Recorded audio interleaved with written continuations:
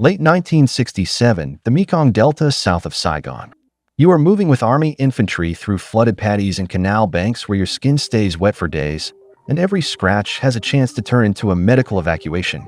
Army medical histories put the average annual disease admission rate in Vietnam at 351 admissions per 1,000 troops. Those same histories noted skin disease severe enough to require hospital admission or quarters ran around 30 per 1,000 per year until 1968. And when skin conditions did force admission, Army dermatology texts described an average hospital stay of about 8 days. In this video, you're going through 3 phases of how painful jungle infection builds. First, the itchy, burning infections that start as minor skin trouble, then immersion injury that turns feet into open doors for bacteria, and finally the deep contaminated wounds that end in surgery and long absence from the unit. Phase 1 starts with what looks harmless. A cut from elephant grass, a leech bite, a patch of ringworm in a place that never gets dry. Army medical histories of skin disease in Vietnam noted that the biggest drivers of disability were fungal infections, bacterial infections, and immersion injuries. They also noted that superficial fungal infections were the most common and most troublesome problem, and that very few men finished a tour without some form of it. The problem is not the fungus alone. It is what men do to it. Itching becomes scratching. Scratching breaks the skin. Once the skin is broken, the jungle supplies bacteria, and the body supplies heat and swelling. You get impetigo around small abrasions. You get folliculitis that turns into boils. Then you see cellulitis, hard, red tissue that throbs under the boot top, with pain that turns marching into a slow limp. A Marine veteran later described in an oral history interview how immersion foot could show up not only on feet, but on hands that never dried, what the men called dishwater hands. In that same account, he remembered elephant grass blades cutting exposed forearms and then blistering, because the edges were dirty and the skin stayed wet. A corpsman's first move in the field was basic: clean, dry, and cover. You see the small bottles and tubes, topical antibiotics, antiseptics, whatever the line unit can carry. But the jungle is not a clean clinic. Even when a medic does everything right, the environment keeps restarting the infection. And this is why Phase 2 is worse. Because once your skin has been softened and broken for weeks, the moment your feet stay wet for long periods, the injury is no longer just rash or sore.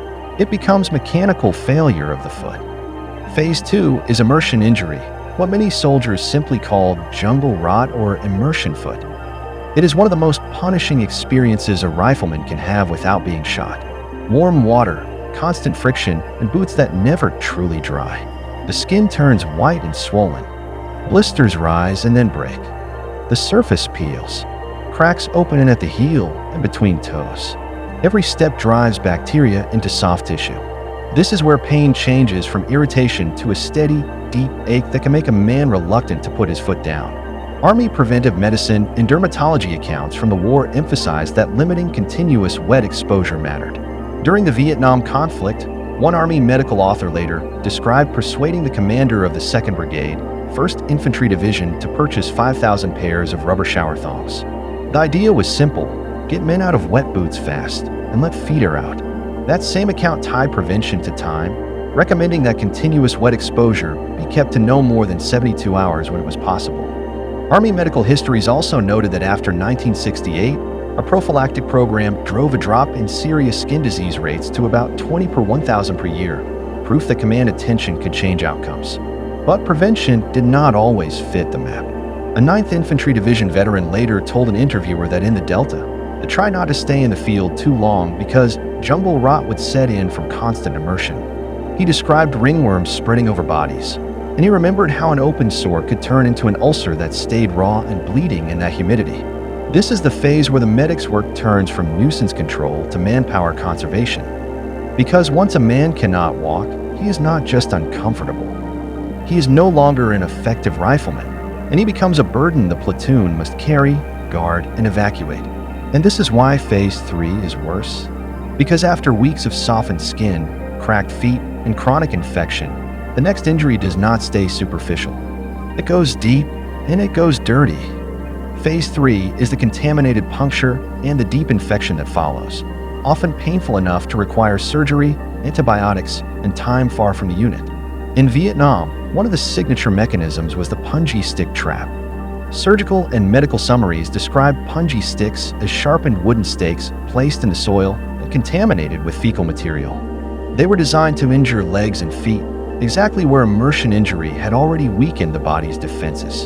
A USARB medical report from 1966, later summarized in Army surgical writing, noted that at one point over 1/5 of all surgical admissions to the 2nd Surgical Hospital were caused by punji stick wounds. In that report series, 247 patients averaged 14 hospital days for treatment. It also noted that the trap could disable its victim for about 3 weeks. That is not because the puncture itself is large. It is because the wound is contaminated, and because puncture wounds close at the surface while infection continues underneath. Pain in these cases is not just from the cut. It is from tissue swelling under pressure, from spreading infection along muscle planes, and from repeated wound care that cannot be skipped. Army surgical guidance in Vietnam emphasized debridement of contaminated wounds, cutting away devitalized tissue, leaving the wound open and closing later. Delayed primary closure, done several days after the first surgery, was described as a way to keep infection rates low, even in dirty wounds. A Navy corpsman who worked in surgery with the 3rd Medical Battalion, 3rd Marine Division later, recalled how helicopters brought casualties in and how a triage surgeon had to sort them fast. He remembered that corpsmen were changing dressings constantly, giving medications, and keeping operating rooms running through the night. That same rhythm applied when the enemy's goal was not to kill you on contact, but to infect you and remove you from the line. By the time you reach this phase, you can see the logic of the jungle as an adversary. Humidity breaks down skin. Broken skin invites infection. Immersion turns feet into open wounds. And contaminated punctures drive infection into deep tissue where pain, swelling, and fever force evacuation. For many men, the memory of Vietnam is not only firefights and helicopters. It is the steady misery of infection, itching that never stopped, feet that could not dry, and wounds that had to be cut open again because the jungle would not let them heal. Army medical histories treated these infections as operational facts. They were not rare complications. They were routine threats to unit strength, and they were often painful enough to take good soldiers out of the fight without a single round being fired.